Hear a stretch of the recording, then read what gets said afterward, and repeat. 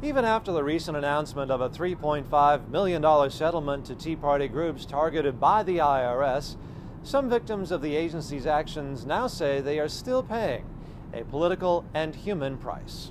This was we had big problems. We had to downsize.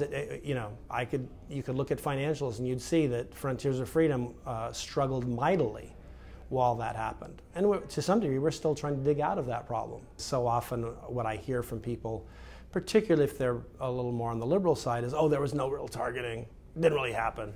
But it really happened. It really happened. I was there. It was a problem that caused the nonprofit group Frontiers of Freedom to mysteriously lose its tax-exempt status for 5 years, with little to no explanation, which made fundraising very hard, says its president, George Landreth. And it was pretty impactful when the IRS takes your tax-exempt status from you, won't even communicate with you as to why that was done, and won't respond to phone calls or emails or anything, for letters for 5 years.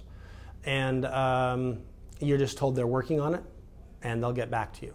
Finally, Landreth got an IRS employee to admit that it was a 2012 article on Benghazi that had raised suspicions, except that this didn't make sense since their nonprofit status was yanked in 2009.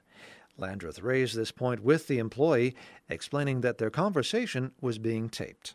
At that point, I was told that we'd probably be able to find a way to resolve this very quickly, and our tax-exempt status was returned to us retroactively to the date that it was taken from us.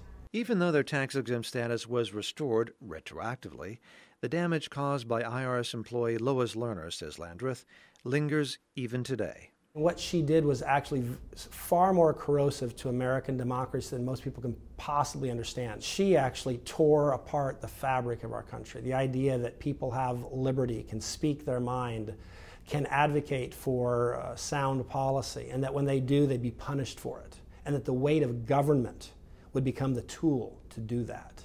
That's the stuff of totalitarian regimes, and that's the stuff that I believe Barack Obama and Lois Lerner introduced into America.